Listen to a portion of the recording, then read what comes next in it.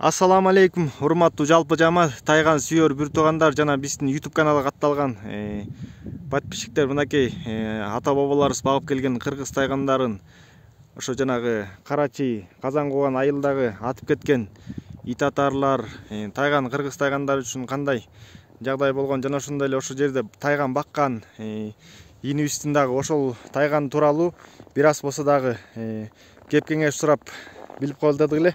Ассаламу алейкум, кандайсыз? Аты жөнүңүздү, фамилияңызды айтып койсоңуз? Адышевбек болот, Карачи айылынын тургуну болом. Бала кезден бери тайган багып, ушу кыргыз тайгандарын көбөйтүп, келечекте дагы жакшы тайгандарга жетели десек, жанагынтип ит атарлар келип, ушу кыргыз тайгандарын көбөйтө албай атсак, атып кетишиптир. Ушу тайгандарды атканга болбойт негизгисе.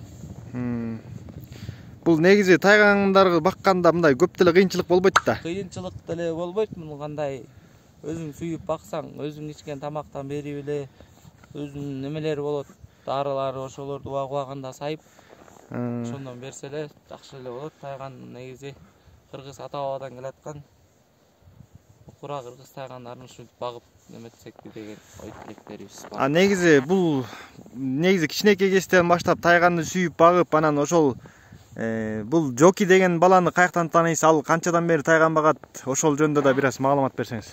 Жоки деген баланы мен бала кезден бери тааныйм. Экөөбүз чогуу тайган багып, ушу чогуу баштаганбыз. Мен ушу 3-класстан бери ушу тайган багып, эметип жүргөндөн бери ушу Жокини тааныйм. Ошол Жокинин жакшы тайгандарын атып кетиптир. Ошого аябай ичим күйүп, эметип калдым. Бул жакта канча киши тайган багат? Канча киши? Саналуу эле киши деп уктум да ошо. Саналуу Карачи айылынан 2 эле киши багат. Мен анан дагы бир иним бар, ошол экөөбүз эле багабыз. Анан бул тайгандарды жоготконго өзүңүздүн жүрөгүңүздө бир ичиңиз атышып, ошол жөнүндө бир кандай көз караш кылыш керек? Буну кандай бир сактап калсак болот кыргыз тайгандарын? Кыргыз тайгандарын эми сактап калыш үчүн жанагынтип ит атарларга аттырбаш керек, Ит атарларга аттырып эметпеш керек такыр. Кыргыз тайган десе эле тайгандын эмесине карабаш керек, сынына, анан тайган өзүнүн эмесинде болот, мындай мүчөсү кандай болот, канын карап жакшы тайгандарды багыш керек. Ошол тайгандарды аткандарга өзүңүздүн ой пикириңиздер кандай эми? Эмне төрөтүш керекпи же эмне кылыш керек? Ушу тайгандарды аткан кишилерди негизи эметиш керек. Башка эмелерди каратып, тайган аттырганга негизи болбойт. Тайган негизи нукура кыргыз тайгандары. Ушу аттырбаш керек такыр тайган дегенде.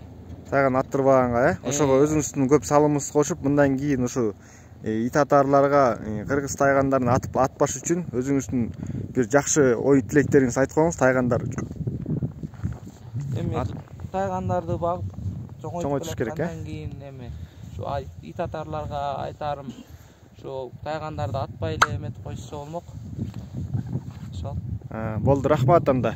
Жакшы туруңуз, тайгандарды көбөйтүңүз, кыргыз мен деген жакшы тайгандардан Кудай буйрса алышып беришип дегенде. Рахмат, жакшы туруңуз.